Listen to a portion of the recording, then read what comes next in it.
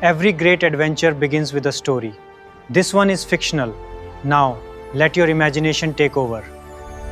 We live in an era where we assume every corner of the globe has been cataloged and captured in high resolution. For a young explorer, the world can feel small, like a book where every page has already been read and summarized. That certainty disappears when a heavily degraded, ancient map is pulled from a forgotten archive. Its ink describes massive, jagged landmasses in regions that modern charts insist are nothing but open water. The contradiction is stark. When we overlay these ancient contours onto a modern satellite globe, the map claims an entire continent exists in the middle of a blank ocean. Because this landmass doesn't appear on any radar or sonar, authorities dismiss the document as a fantasy. However, the map hides a mathematical secret. In its margins, a precise geometric coordinate matches the modern grid perfectly. This level of surveying precision suggests the document is a deliberate cipher waiting to be found. The explorer is left with a choice. They can stay home and protect their professional standing, or they can risk being called a fraud by sailing to a location that officially doesn't exist. True discovery always requires leaving behind the safety of the known world when the evidence points somewhere impossible. Crossing into those coordinates reveals the truth.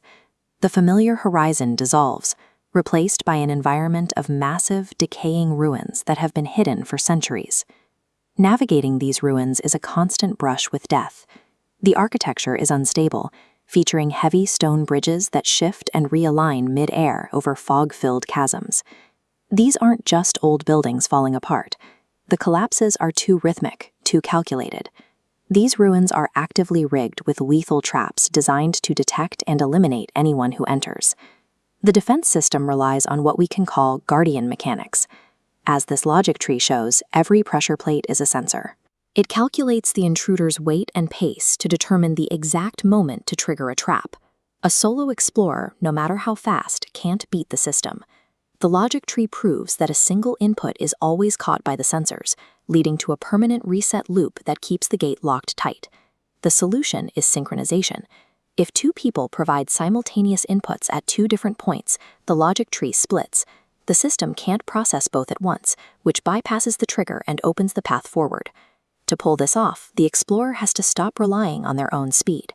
They have to stand still and trust their companion's timing with their life, knowing that being off by a fraction of a second means certain death. Surviving a system this advanced isn't a test of physical power, it is an exercise in absolute synchronized trust. Deeper inside, the stone ruins give way to a thick, luminescent forest, where the very plants seem to pulse with energy. This ecosystem has its own protectors. Shadowy, massive predators roam the canopy, bursting through the glowing vines at a full sprint when they detect movement. These aren't typical predators. Notice how the beast ignores the small, terrified animals scurrying nearby.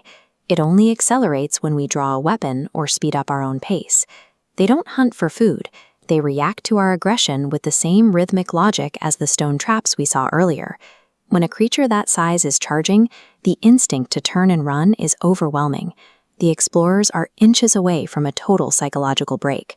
The only way to survive is to stand perfectly still and lower every weapon. By suppressing the primal urge to flee, the explorers prove they aren't a threat, and the creatures simply move past them. Conquering the most terrifying external threats often requires mastering our own internal fear first. Past the biological defenses lies the geographical center of the map, a silent, untouched inner sanctum. Inside is an archive that changes everything.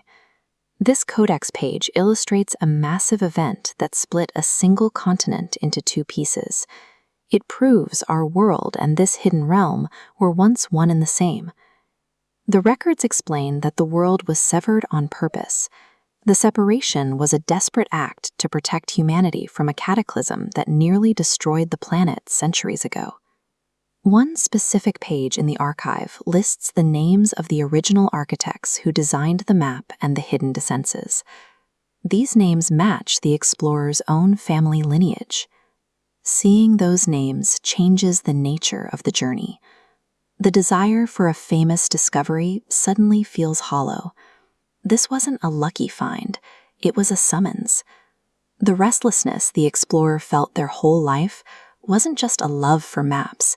It was an ancestral pull back to a post that had been vacant for generations. They aren't here to report a discovery, but to take up the responsibility of a guardian.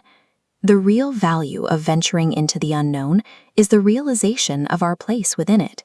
We don't just find new territory, we find where we were always meant to stand.